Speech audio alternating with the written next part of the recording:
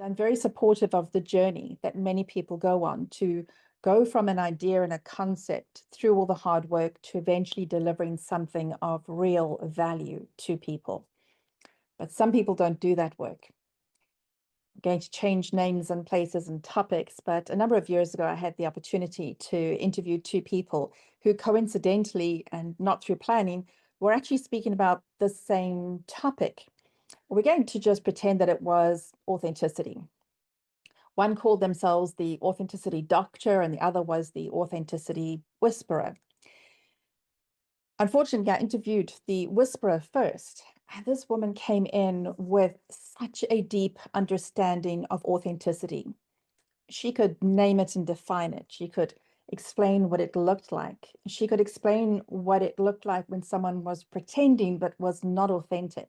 She could explain the consequences of inauthenticity and deception in one's personal life and working with other people and in business, in terms of identity, in terms of the product of their work.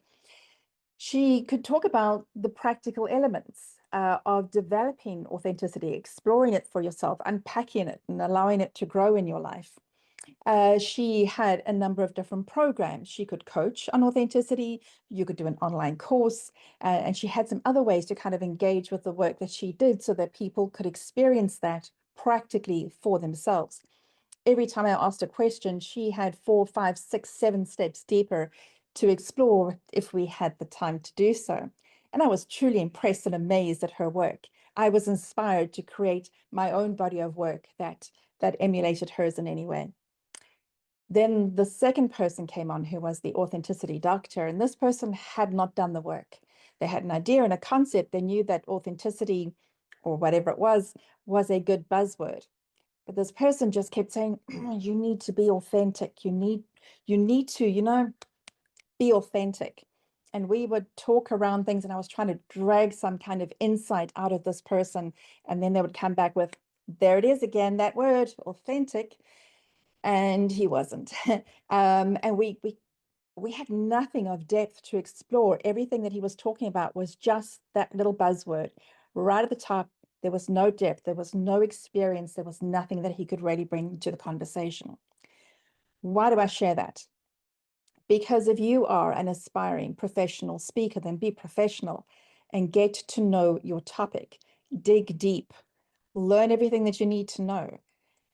The minute you start learning, you're going to be way ahead of most people in the world. But if you really want to make it, if you really want to be respected, if this really is going to be the space you're going to work in, then do your homework and dig deep. Make sure that you have an hour's worth of content for every minute that you're sharing on a stage or on a webinar or a podcast. Really know your stuff. That is how you're going to be respected in your space and how you're going to be in real value to your clients and to your audiences.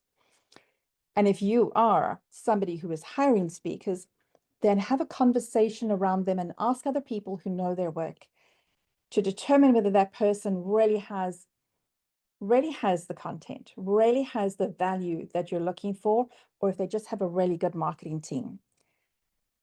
I have all the time in the world for people who are aspiring, who are starting out on their journey. Do what you need to do to get there, but don't take the kind of speaking engagement that a real expert should take until you are ready for it.